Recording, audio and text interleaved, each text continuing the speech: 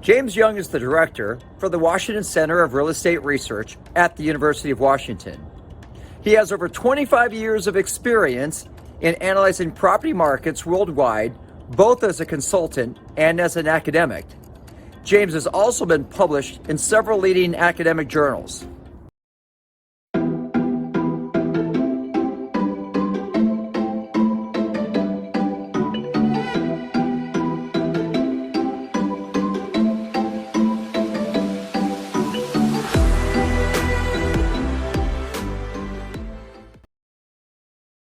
Hello, James. Thanks for coming on. How are you doing today? Doing good. How are you, Jeff?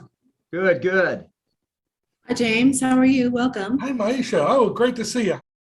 Welcome, James. Can you help us understand your background and how you got into the field of real estate? Wow. Well, I think like a lot of other people, no one goes to high school or no one is in junior high says, I want to go into real estate. That just doesn't really happen. People kind of fall into it or they do something else and that sort of thing. And I guess I'm much the same. That I started off actually in social psychology and game theory, and then got to know some real estate people. Then my family business, we got into real estate a bit and everything else. And then I took an interest in investment valuation and appraisal. And so when I was in the PhD program in social psychology at Michigan State, I decided, I think it'd probably be good to get an MBA instead. And then I went into real estate appraisal, and I got out in a recession. And so I ended up doing fun things like fire insurance appraisals in Detroit and in South Chicago, which was a very interesting sort of background, but it helped understand the psychology of real estate investors all across the spectrum and how real estate developers and investors work. And so I've always been fascinated by the financial aspects of it, and how those financial aspects feed into how developers and how housing supply comes about. And so I kind of did development appraisal and that sort of thing as a consultant. I moved to Ireland, and I set up the research department at a large commercial estate agency. They also did residential. They do a little of everything there. So I set up their research department.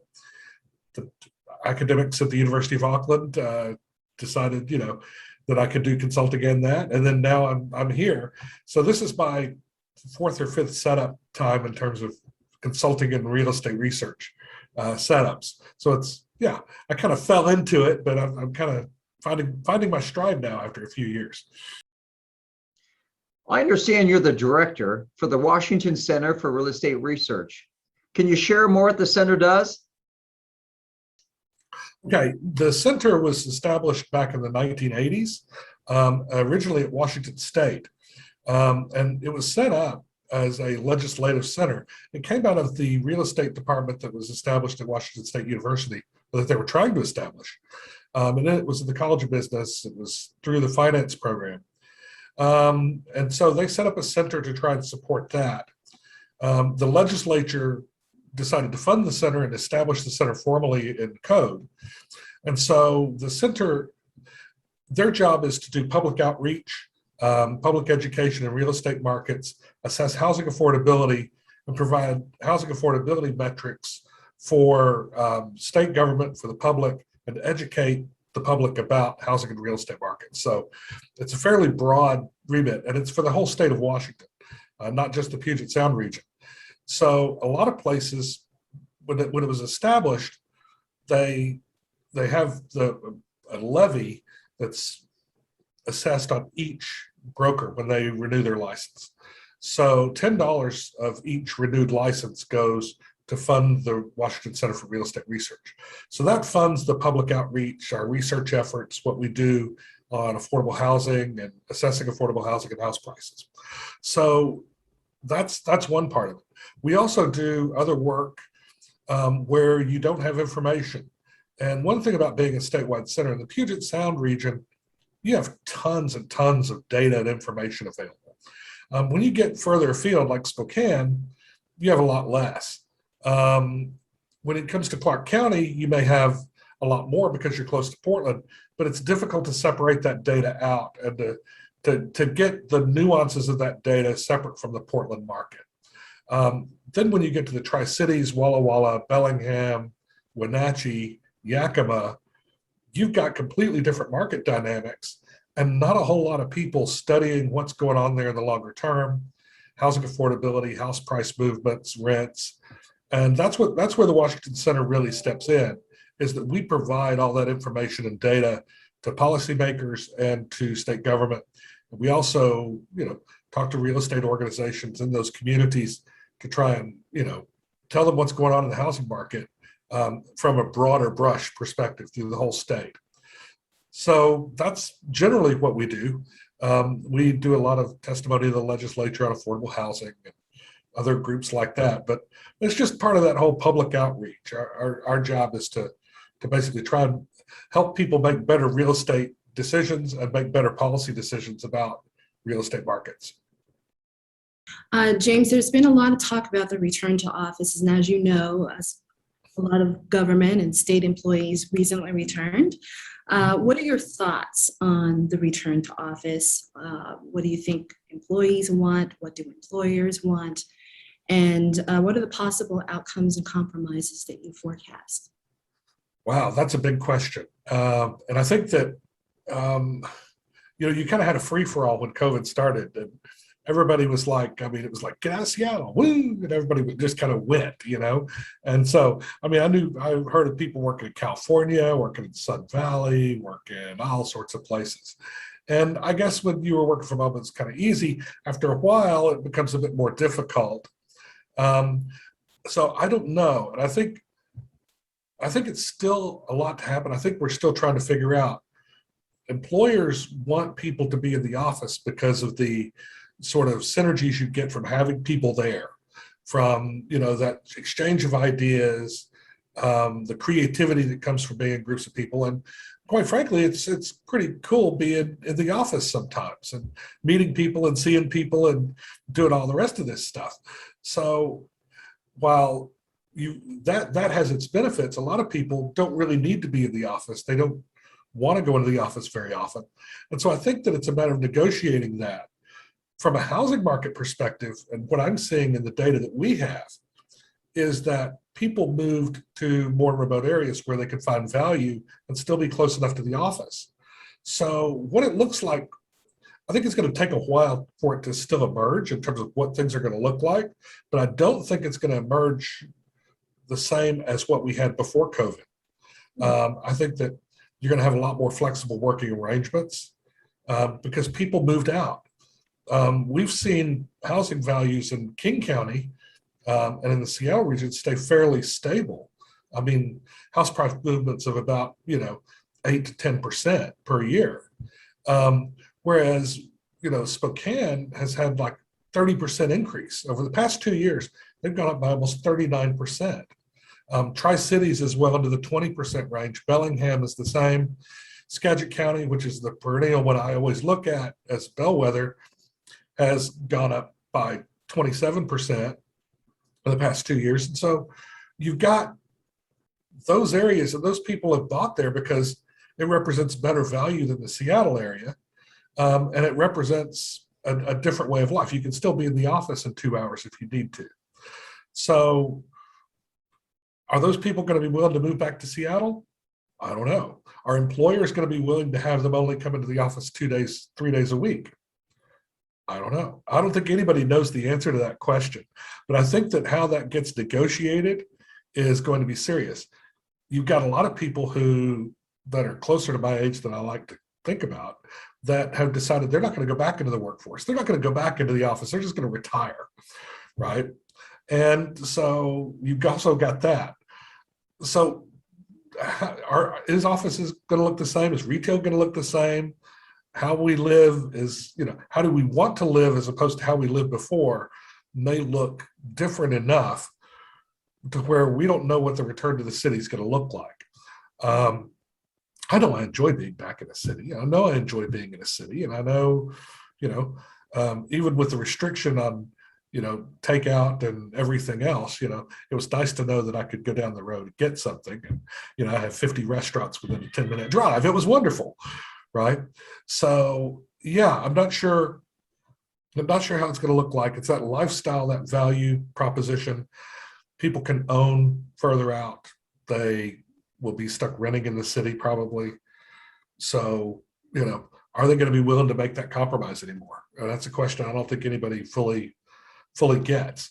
Yeah, bimodal demographics don't help either. So it's a complicated question, but I really don't know. I think cities will always come back simply because of those synergies that are created by having people around and the industries that it's real easy to say I'm going to stick around Seattle because if I'm working in IT, say I'm a technical writer or something like that, or a programmer or that sort of thing, and I decide, okay, I don't like where I work. They can go work for somebody across the street or, just down the road or just across the lake.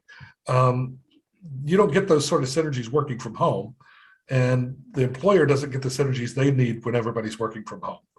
So I think that's why people are going to come back. It's just going to be interesting what it's going to look like. Hi, James. As you know, the state of Washington recently lifted its eviction moratorium, and in King County, it will end in January 15th. What are the effects of the moratorium that you predict? Well, it's interesting that, King County has extended theirs. The rest of the state hasn't necessarily. It's going to be in different places. It's going to be different timing on the eviction moratorium ending. The eviction moratorium, I think as a temporary measure might have been okay, but I think the fact that it's gone on so long creates a lot of anomalies in the marketplace, both in terms of rents, because it's difficult to raise rents. You can't evict them if they don't pay the extra rent and so forth. So it becomes a bit problematic in terms of the rent that people couldn't pay and paying out the rent to landlords through various government agencies and that sort of thing to make them whole. That's created a problem. The evictions moratorium is just more added to it. And I think that there's a lot of uncertainty, especially for smaller mom and pop landlords out there. It's going to create a lot of problems. I think that you've had a decrease in vacancies, marked decrease in vacancies, because why should anybody move? They can't be evicted. A lot of people don't even have to pay rent. So why, there's no turnover of units. So if anybody wanted to get into the rental market or had to move, whether there were going to be a lot fewer places for them to go. So what happens is you've got a restriction on supply, not just in terms of new construction coming on, but a restriction in the number of units available for people in terms of the normal friction you have in the market. A normal natural vacancy rate, say, that could be anywhere from 2 to 5%, where you have, that are people just generally moving. You don't have as much of that now with the evictions moratorium. You don't have people being evicted. You don't have people moving up and down sort of the housing ladder in the rental market. So with that restriction in supply and still in demand possibly increasing as people move back, it's going to be pretty messy. And I think you're going to see rents go up quite a bit because then they couldn't increase rents for a couple of years. So you've got all that pressure for rents to increase. You also have uncertainty from Seattle City Council talking about, having to pay expenses to low-income tenants if they don't give 6 months notice and that sort of thing. You've just got so much uncertainty about the rental market that the evictions moratorium thrown on top of it just creates an extra level of risk for the vast majority of landlords out there.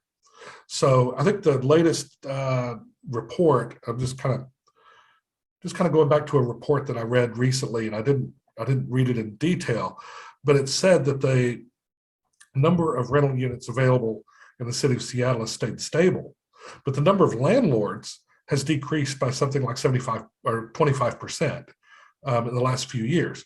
So what you're getting is more units, or the same number of units, but they're being provided by larger operators. They're being, mostly REITs, large multifamily operators. And I think that becomes problematic in terms of how do people access housing? How are they able to find a roof over their head at a price that they can afford? And a lot of the corporate larger landlords and so forth don't have the leeway. They're corporate. They need to charge the rents to make the cash flows and everything else. Whereas somebody who owns the property, may have owned it for a long time, may have some leeway and say, okay, well, we're not gonna raise the rent on them this year, or we're not gonna raise the rent for another year or two, just to, they're good people, they're good tenants, they don't trash the place, they're doing what they need to do, we'll keep them. Large corporates don't really do that as much. And so I think the dynamics you see, the evictions moratorium is going to run out a lot of the flexibility people had. So that's a long answer to a question. It's a complicated question, but I think that, the evictions moratorium, as long as it lasted, is going to lead to some really crazy things in the market once it's lifted. Great. Well, changing the page a little bit. Do you have a favorite book, hobby, or charity you'd like to share a little bit more about yourself? I'm going to admit something here, right? You shared this question in advance, and I really had to think hard, because with me, real estate's one of those all-encompassing things, and I don't do vacations. I do vacations a little bit, but they always come back to real estate, and I just can't tune out. It's a big problem. I used to go on vacation and stuff. My late wife was like, let's we're going to take a vacation for a long weekend, and you're not going to do any real estate. And we're sitting in a coffee shop, and I'm have coffee, and I'm just kind of fidgety and looking up at these condos and looking up at this stuff, and looking around and all that stuff. And after about half an hour, she just goes, I can't stand this. And she goes to a real estate agent's office. This is pre-internet. Goes to a real estate agent's office, hands a stack of brochures, and goes, here, I just can't, you're just insane. I can't take this. And I'm like, thanks, dear. And so that's what I do. It's pretty sad. I obviously like to eat. The one thing about working throughout the state of Washington is I've discovered a lot of really good food, and interesting places to stop for food. I was doing a presentation in Port Townsend, and they were saying, oh, well, thanks for coming all the way out here and everything else. There's not a lot to do out here, did this breakfast presentation and everything else. And they said, wow, this takes you all day. And I said, well, the beauty of it is I get to stop at Hamma Oysters on the way home. So, or if I'm down in the Tri-Cities, I'll go to Los Hernandez Tamales and Union Gap. It's like all the rest of these places that I've kind of learned to go into. And so, yeah, that's I guess the obvious one sitting here that I like is food. Yeah. Great. Well, I have a follow-up. First, I now know where $10 of my broker's dues go to every time I renew. And second, with all this work you do, what is your office staff? It sounds like you're doing a lot, traveling a lot. How do you do it all? Well, it helps that I don't have any hobbies outside of this. I think I played golf a few years ago, and I played golf quite a bit, but I kind of quit playing golf about 20 years ago. It just kind of became all encompassing. So right now it's just me doing all this work, but I enjoy it. And this is, I can go to the state of Washington and be Mr. Trivia about what's going on in house prices and everything else. And it even drives some of the realtors crazy, because I was on a road trip with a couple of realtors. We were headed somewhere to go do a presentation.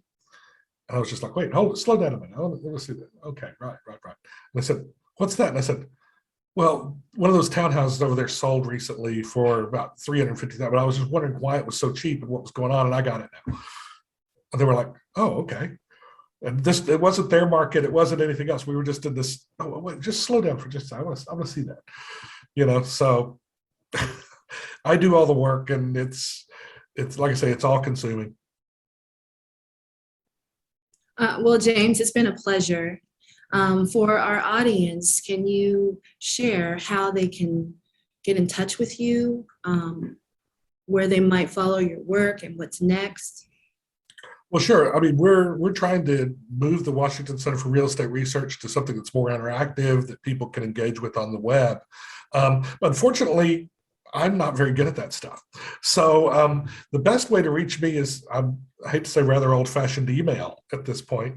And go through email, and we have a website that's in the College Built Environments, wcrer.be.uw.edu. And you'll find us there. And we have a lot of tools that are available for people if they're interested in looking at trends throughout the county and so forth. We have something we do for the Department of Commerce and for other local governments and other data. We have the Department of Licensing work, but we also have other work. That's the Housing Market Data Toolkit, be found on that site. It has demographic data from the Census Bureau, has housing and rental affordability metrics for each jurisdiction in the state. I mean, we go down to the jurisdiction level in some of those toolkits, and just look up our website and just kind of play around. And we're in the process of making it more interactive. And just send me an email if you have any suggestions on how we might do that. That'd be awesome. Well, real estate never takes a day off, and it sounds like you don't either. So thanks for coming on and sharing all your knowledge of what you do in real estate and what the center does. Thanks a lot. It's great talking to you guys, and it's always good to see you. I used to see you running around the building, Jeff, and Maisha's always around the place. She's kind of ubiquitous, and that's good. So it's always good to see you, even if it's online. Thank you, James, and thank you for coming today.